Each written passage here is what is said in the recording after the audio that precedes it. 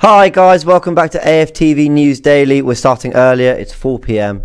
We are starting a lot earlier than the normal 7 p.m. time because lots of football today. Euros quarterfinals. We're covering it all on Don Robbie. There's a lot going on. I'm sure you guys are just going to be into all the football, which is completely fair enough. So we're going live earlier because despite it only being 4 p.m. and there being pretty much most of the day to go, Arsenal just don't stop giving us so much to talk about, and we're going to go into it. Obviously, the headline today is around Bellerin and William Saliba. We're going to go into their futures. Bit more updates coming out today, especially around William Saliba. Maybe something to start giving Arsenal fans a little bit of hope. I don't know. I'm getting a little bit of hope from what we've been seeing today. We'll go into it. We'll break it down. Alpha Vision, Cecil has not been fired. Okay, he's just not. Can we just end that now? Okay, it's not true. Maybe I'm fueling it by talking about it. Anyway, Cecil will be back very, very soon. Anyway, I hope you guys are all enjoying everything. Oh, I've just heard Cecil out in the background. Okay, it's just maybe he has gone. I don't know. Guys, get in your comments. Let us know, let me know what you want to chat about today. Any questions you've got, you want to give your topics or your feelings on the Saliba stuff. Bellerin, we're going to talk about this Everton move for Ben White. Let's go into it because that was the longest intro of all time. William Saliba. So, what's happening with William Saliba? I think the general belief was that William Saliba is leaving the club. He was going to go on loan. A lot of reports out of France, reports even from some of the UK journalists that cover Arsenal on a day-to-day basis, whose job is solely to cover Arsenal, were saying that, with Ben White kind of on the brink, there's almost room for Saliba to go on loan, get another year of sort of regular experience, and that basically maybe White, Holding, Mari and Gabriel would be the centre-backs going into the new season. We know Mavropanos has gone, but there's sort of some interesting updates. Let's go into them now. So the first one is that it emerged a couple of days ago that William Saliba was basically denied a move to Rennes in the summer of 2020, which would have made him sort of eligible to play that whole Ligue 1 season, that French season, for Rennes. A loan move was on the cards, but Rennes were pursuing other targets in the meantime. Took too long, and the deal basically collapsed. Now, this is a report coming out of France, and what's interesting about this is it goes some way towards explaining why Arteta and Edu decided to, they clearly didn't now, but basically had him in the reserves, playing reserve team football, not being part of the first team, until January. Eventually he got a move and actually was wrapped up quite quickly. The fascinating thing about this is that everyone was calling for Saliba to get some game time. Clearly Arteta and Edu didn't feel he was ready, and they were looking to move him on, for a year and a loan spell immediately. And because of Rennes, that didn't go through. Now, a lot of people have been on Arteta and Edu's back about the way they managed him in those first few months. I do think this goes some way towards forgiving them and explaining why what happened, why he was just playing reserve team football. And I actually tweeted, I said, well, in that case, we were basically qualified out the Europa League group after 3-4 games. Why did he not get some Europa League group time? And actually, someone rightly corrected me that he wasn't eligible for the squad because they'd signed up Mustafi, Mari, I can't remember who else was available, who they thought was going to be back and fit to play. And people got to remember that at the time, Mustafi had played quite well under Arteta. He was coming back from an injury quite soon, so Arteta wanted him available. Obviously, Arteta wasn't to know how easily the group was going to go, even though everyone could safely assume Arsenal were going to breeze it. You never know, you might want to have your more experienced players there. And Pablo Mari's an Arteta signing as well. So remember, Socrates didn't make that squad either, nor did Ozil. So there were some big calls made around, and if anything, Saliba was probably the easiest one for Arteta to make. So it's an interesting one because Saliba did have that time, I don't want to use the term rotting in the reserves, it sounds really harsh, but it felt like that. It felt like a first teamer who should have been having more opportunities at either our club or on loan. He didn't get that. And I think we've had it explained why. A failed move to Rennes, with Rennes messing around, not getting it done, not getting it over the line, in time for that deadline, in time for the start of the season, is why Saliba ultimately ended up having to stay until January. So I think that's really interesting. And I'm going to go into some of your comments in a bit. But let's build on that now. A couple of days ago, it was confirmed by journos that William Saliba's agent was at London Colney, meeting with Edu, we think, or I think it was maybe confirmed it was with Edu, to talk about William Saliba's future. And today, maybe in the last hour or so, it's been confirmed that William Saliba, who was originally, and this is the important thing, originally in the France Olympic squad is now no longer in it. The French squad, the French team, almost re-announced their squad going into the Olympics, and William Saliba's name was not on that list. Now, what does that mean? We've had loads of reports that Arteta did want to have William Saliba for pre-season, did want to have him available, until these reports came out that supposedly they were looking to send him out on loan. Now, I think what's fascinating about this is some talks, a couple of days later, he's no longer in the squad. We know that Gabriel has in fact gone to the Olympics, will be going to the Olympics. He has been announced in the Brazil squad for that. Martinelli hasn't, interestingly enough. Gabriel has been included in that squad. So he won't be available for the start of the season. Remember, we kick off on the Friday night. I think it's the 11th of August. 11th, 12th, something like that. With Gabriel not available. So it's really interesting, because who does that leave us? Well, it leaves us Rob Holding and Pablo Mari. That's it. I mean, Chambers could play centre-back. But that's it. Otherwise, there's William Saliba. So I could see why Arteta wanted to maybe have him available and give him the pre-season. Whether he's doing that to sort of cover his back for squad depth reasons. You don't want to go into the season with maybe Mari getting an injury and suddenly you're really short on options, especially if Xhaka's on his way, because Xhaka was one of the midfielders who could potentially slot into centre-back. Or whether he's actually keeping him back from that because he wants to actually use him and get him ready for the upcoming season. So it's very interesting to see what this all means. I'm very interested to see how this all plays out. I mean, my opinion on it is that Arteta wants to give Saliba a full pre-season. And I don't think this was just just the manager's decision. I don't think he pulled Saliba out of that squad. Saliba, I think, made the decision for himself. This is just my opinion, and actually wants to have that pre-season to prove himself. I think, despite whatever's been said, you look at kind of some of the things on social media it's been seen in the last year or whatever. I think Saliba really wants to make it at Arsenal, and it's been widely reported that that's the case. And I think he might have just made the decision, look, if I give this pre-season my all, I can maybe force myself in. So let's see what happens. I mean, when he first joined, he was given the number 4 shirt. I mean, that's a pretty big deal. You know, we've had some great players wear the number 4 shirt. I would be surprised if the club are really willing to just kind of throw him away that easily. I heard, you see rumours that they were basically, willing to entertain offers, to actual future, serious transfer fees to move him on permanently, and that just wouldn't make sense to me. So I think it's going to be interesting to see what happens there. Let's go through some comments. Han says Saliba's going to the Olympics. No, he's not. I've just confirmed that. What else have we got here?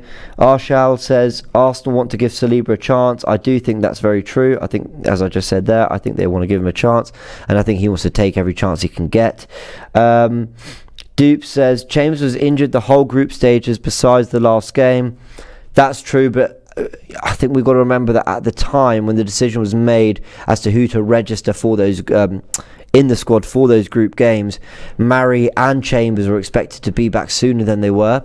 So I think that was a big problem for Arteta, was that I think he expected to have them back September, beginning of October. Really, they weren't back till end of November. So there is that as well. Mukil asking me, saying Italy versus Belgium today, how are you feeling? Yeah, feeling nervous, I can't lie. I've got to be honest, I'm nervous about this. James, not me, but different James, says Arteta out. Fair enough, you still feel that way. Mark Dodson says they have managed Saliba brilliantly, people thinking too deeply into it. I think we need to see what happens in the next year or two in terms of Saliba getting chances, how he plays when he gets those chances, and seeing how Arsenal do in the next couple of years. There's every chance, this isn't a lost cause, right?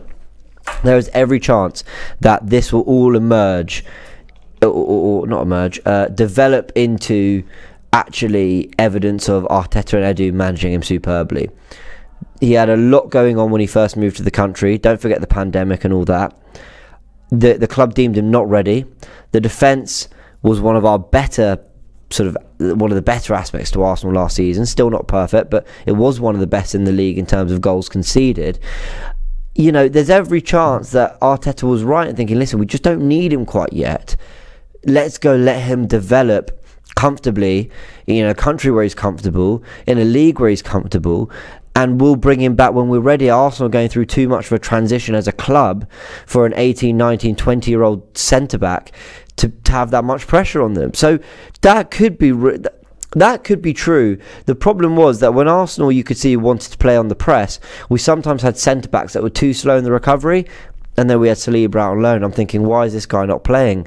He's perfect for this role. So yeah, it's an interesting one. Arshal again says, Ren made the problem last year. Yep, agreed. Dupe again. Sorry, I'm reading the same comments, but or same people's comments, but thank you for getting them in. Says, no, James, and why not play him in the Europa League instead of Mustafi? Remember, the problems with Mustafi and Arteta really happened in the last month or two. When Arteta first joined, Mustafi, I'm going to be honest, was playing well. Mustafi played very well under Arteta, and he was a big reason why we beat Manchester City at Wembley in the FA Cup semi-final. He was absolutely brilliant. I remember Mustafi getting injured and everyone being really disappointed about it because of how good he looked. So I think we just need to remember that at the time things were different to how we view them now, and is important to remember that. Omar says, James, where is Cecil? Been doing some really cool stuff. I'm sure he'll tell you about it, but he's away at the moment. He'll be back very soon, don't you worry. We missed him. We have missed him. What else have we got? Some people saying positive news is coming. Well, I do think the Saliba news is pretty positive. We'll go into the Bellerin stuff soon. Mark again says, exactly, James, completely agree, thank you. Tom says, oh bless, says he said, I'm the best AFTV has to offer. Thank you very much. Hopefully Saliba gets a chance. Thank you, that's very sweet. But that's not true, because Ty's amazing and Lee's amazing and there's a lot of great people. But thank you, that's very, very kind. Orlu says, I don't rate Chambers. Are you with me? I think Chambers would not like me saying this, but I think he's an example of a great squad player.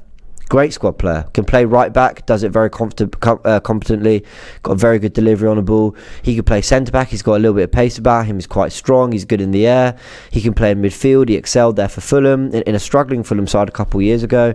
So listen, for me, he's a perfect squad player, but he's not a starter for me. That's the reality.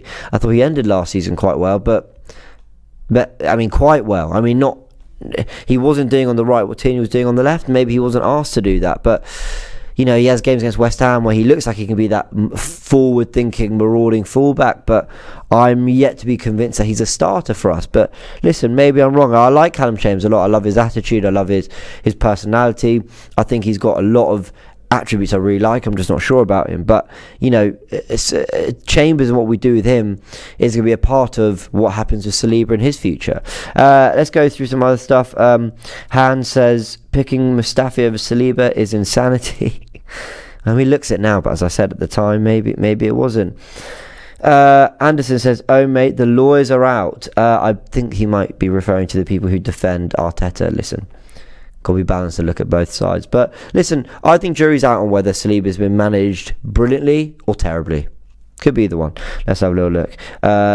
James, this is L1 says, James, what do you think of Solomon? Could he be a backup number 10 as well as a left winger? Yeah, potentially. I've not seen too much of him.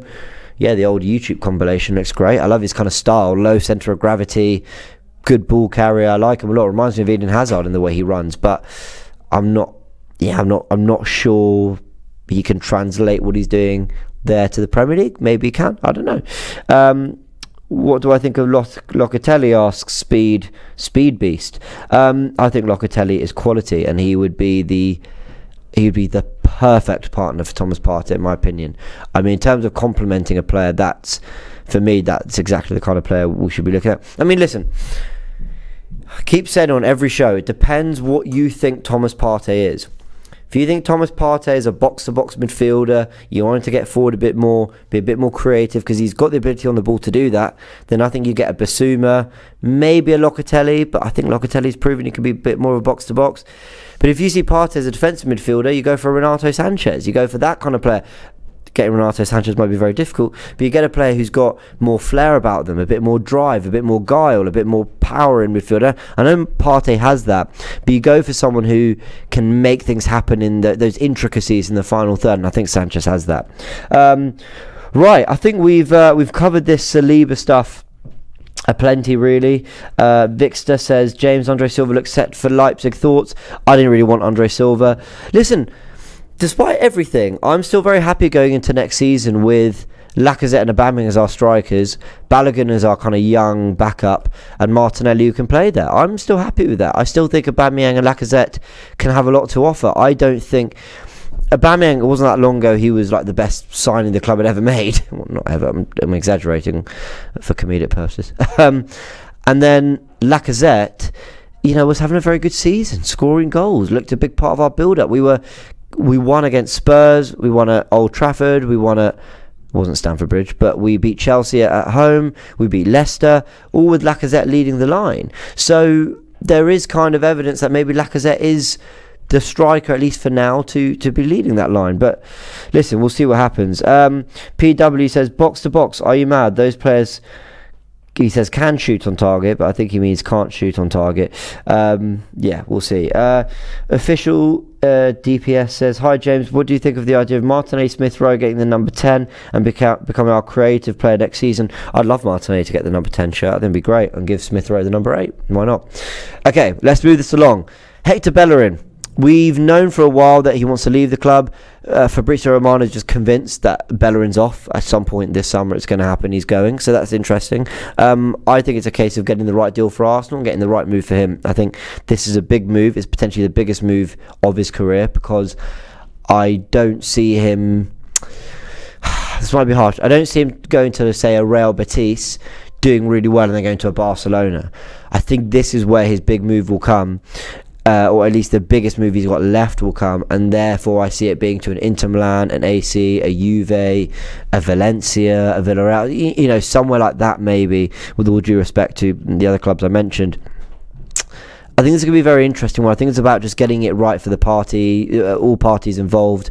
Obviously a lot of clubs that we're trying to sell to abroad, which is where we think Bellerin's going to go, they don't have the money for 20 million on a right back who typically hasn't had the best injury record. Now, I've always said that pre the knee injury, I thought Bellerin was still a top right back who had a lot to offer, but I think that knee injury took a lot out of him.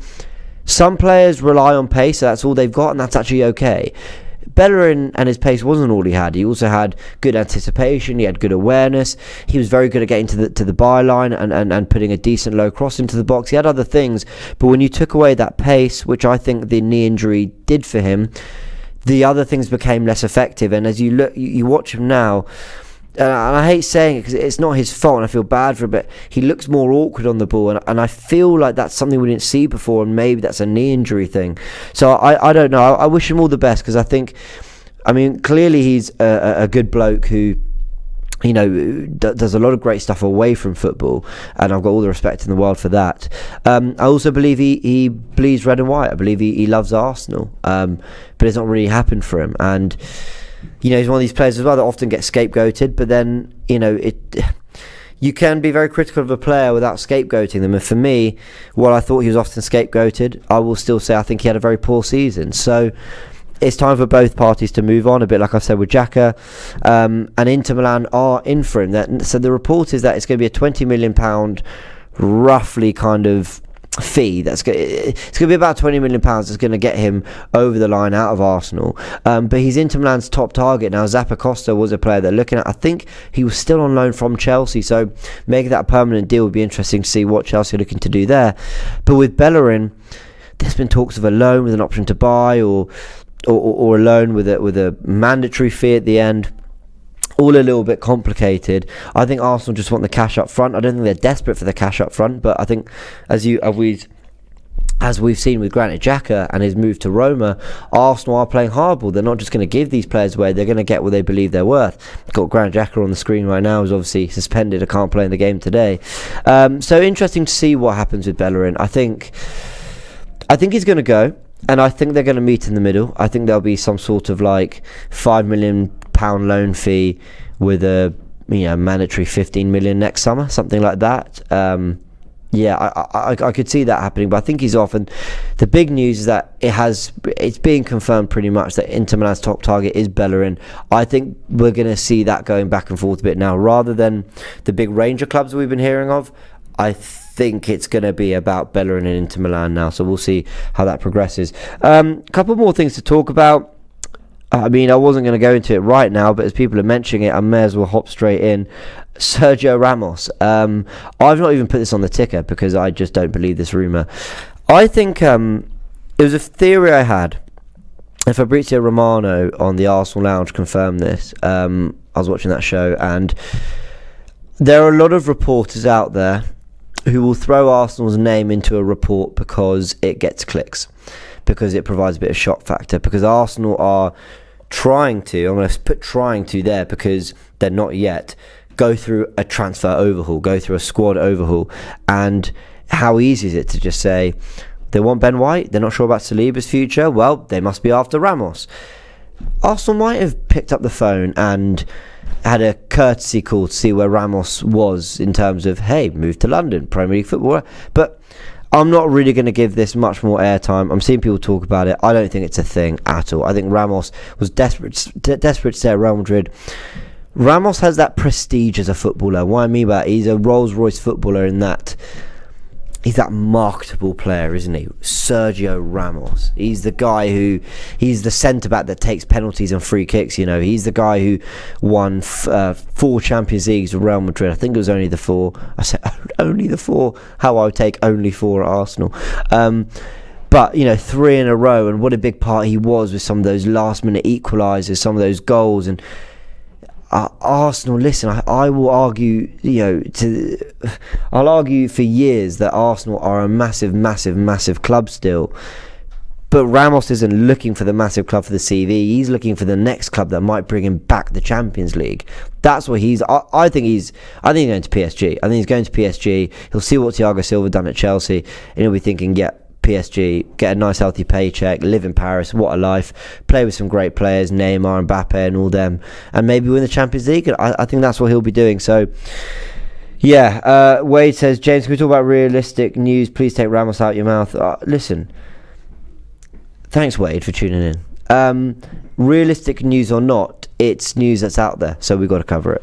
A lot of news was breaking last night that Everton are in for Ben White. Now, actually, before I go into that, forgive me, let's go into the super chat from Erwin. Thank you very much for the super chat. Says, what do you think about the right back Mulder? Makes Ben White signing more sense since Mulder seems really attacking and White tends to cover the right spaces. Maybe. I saw the link on Transfer Daily. Robbie obviously does that every morning. Mulder, maybe. I'd like to ask Turkish about him because I believe he's a Turkish right back. I don't know enough about him, but we need a right back. So, yeah, I root for any right back. Quite frankly, I'm joking. You've got to get the right player. But right backs being linked is only a good thing to me. So, Everton in for Ben White. Rumours are that since Benitez has come in, it's been pretty... they've been pretty quick to basically jump to Brighton and say, Ben White, 50 million, what do you want? And supposedly it's informal talks at the moment. I think a lot of this happens when a deal's taking a bit of time and agents want to hurry it along and not make the club worry. Ben White might be sitting there thinking, I want to move to Arsenal. In fact, Chris Wheatley's confirmed everywhere that the deal's very, very close. He might have used the word imminent, I'm not sure, but the deal's very, very close. Ben White wants to move to Arsenal. It's progressing, it's happening, it will be done soon.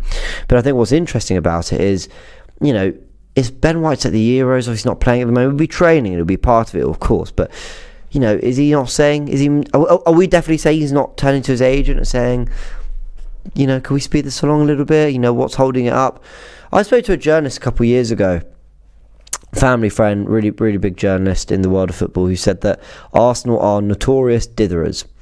They dither. They just take their time on everything. They've had deals for years that they were close to getting over the line, should have got over the line, approaching, could have got over the line but never did, or never took it forward, and they've lived to regret a load of them. And the sort of sad thing is that do you remember Juan Mata? Juan Mata was one we nearly got, and it's just sort of so classic. He went to Chelsea in the end. And it's just sort of so classic Arsenal to take their time with it. I think he mentioned Benzema was one of these years back. you don't want Arsenal to dither on this Ben White thing. I know there's conflicting sort of feelings amongst the fans about whether we even want him or not, but I just think, quite frankly, you do want him. He's a top young centre back. As long as it doesn't eat into other chunks of the budget that could go towards other players, you want Ben White. I'm sorry, I think you do want Ben White at your club. I hope it happens. Rowan saying Messi's a free agent. Yes, he is. But, here's Everton now, who are coming in for him and potentially making it quite difficult for us. So we'll see. Everton have shown ambition in the past, so let's see what happens. Garang with the super chat says, James, if it's Arsenal versus Italy, which team do you go for? Listen, club football over country any day of the week for me. I've got to say, I really am Arsenal. Sorry. Love you, Italy. Look forward to watching it later. I'm quite nervous for it already. But Arsenal any day of the week. Right, we're pretty much at the end of the show, guys. What have we got in terms of super chats? Mikhail says, might as well talk about Messi then. No, because we've not been linked with him. Imagine if we had, though. Imagine Twitter would blow up. Piyush says, hi James, what is the situation regarding Joaquin Correa? Yeah, that kind of came out of nowhere, didn't it, that we were looking at Correa, but yeah, nothing's come since. It's been very quiet for a few weeks. James, what do you think we can do with Willian? Legal suggestions only. To comment from Wade. I think he'll move to the States personally. I think he'll get a move this summer based on nothing. I don't know why. I just think he will. I think with Luis gone, his kind of best friend, he's not settled in well. It's been pretty widely reported by journalists that he is kind of looking to move on, so we'll see. Marcelo with the super chat, thank you, says Ben White deal should be done. If Sancho is at the camp and that got done, we have no excuse. It's a very good point, to be fair. It's a very, very, very good point. And I've just lost my comment section. Let's bring it back up. Right, here we are. Where are we? Can we see Messi in the Prem? I'd love to. I hope one day. Thoughts on Alexander Isaac by Speed Beast? Yeah, he looks brilliant, but I need to watch him a little bit more. Nikello's called me the ghost. Thank you very, very much. That's very sweet. Sina says, what are we going to do with AMF playmaker position? Not sure what AMF stands for. Someone can lie to me in the comments. Yeah, I hope we go back in for Odegaard. Obviously the James Maddison links, we'll see. Aaron, James mate, is this not just FOMO with Ben White? No, I know what you mean. I think some clubs have that. I think sometimes we have that with players we're linked with. I remember when it emerged a couple of weeks ago that Ryan Bertrand was close to joining Leicester. Obviously that kind of got announced yesterday, but when it was sort of confirmed that basically Leicester are leading the race, I remember Arsenal fans who were previously saying we don't want Ben White, we don't want Bertrand, we want a younger sort of profile, and I started going, how are we being beaten by Leicester to Ryan Bertrand? And it's like, well, come on, make your mind. And that's an example of, I think, some of the FOMO that we do have as a fan base, but I'm not sure it is with Ben White. Let's end on just one lovely piece of news. It's not really news, it emerged yesterday, but I did want to cover it, and that is Luke Shaw's comments on, if I just get it up here, on Bukayo Saka, our star boy, who seems to be just having just a whale of a time with England. He started 2 of the 4 games, one of them against Germany. I thought he looked really good in that first half. He looked bright. I mean, it's difficult when you've not got a number 10. Your wing backs aren't really marauding too much and getting too far forward. But I thought he did really, really well. Kane wasn't really. I know he got the goal, but he's not been in form. So difficult circumstances for Saka against a reinvigorated Rudiger, on the back of that bloody Champions League win, which is painful enough as it is to talk about. He seems to be having a great time with England. I'm super happy for him. Just this quote from Luke Shaw saying, this is about Bukayo Saka, saying, honestly, I love him. I would just love it if he was my child or something. I love him like that, and you could ask anyone in the squad and they would say how nice a guy he honestly is. And I watched that clip where he talked about Saka, and he just said that he's always cracking jokes. He's funny without even meaning to sometimes. Like he's just got great banter, and he's just a great laugh. I'm so happy for him. He seems just great around the changing room, great off the field, just bleeds Arsenal, which I love. You could tell he loves the club. He engages with fans on social media, he engages with other players, which I love. But he's doing the business on the pitch, and I'm super happy for him. Well done, Bukayo. Keep it up. We are so behind you. all the Arsenal fans, us here at AFTV, just go kill it. Honestly, I love England more when I see Bukayo Saka in that starting lineup, and I'm going to love them even more if Ben White becomes an Arsenal player. So yeah, when you ask me about club over country, that kind of answers the question for you. Right, guys, I've been rambling for half an hour. Thank you so much for all your comments and all your super chats. Been great to chat. Just been me on my own, first time on my own. Turk's been doing this quite a lot, but I think he enjoys it because he just lies back with a cup of tea and just moans about Kroenke. But can't say I blame him. Guys, been a lot of fun. Few comments coming in saying big up, thank you very much. People ask if I like Jules Koundé. Yeah, it looks a good player. Mark says take it easy, thank you very, very much. And then Rocco is absolutely Rocco365, not sure who this is, but thank you so much for the comment. That reminds me, hit the like. This is coming from Rocco. You know, don't even listen to me, listen to Rocco. Hit the like button and subscribe if you haven't already. And he's telling me I've done a great job, so that's very kind, thank you. Check also the comment section for AFTV VIP, where you can get your 2-week free trial and then $2.99 a month, and then go and head over to the Don Robbie channel right now. Our meeting is their time. Go now, leave the stream, go to the Don Robbie channel, Switzerland versus Spain, watch along. It's happening right now. It's quarter-final day. It's quarter-final day today and tomorrow. Is it coming home? Let us know in the comments. And yes, it's been great. Thank you very much. See you on the Don Robbie channel.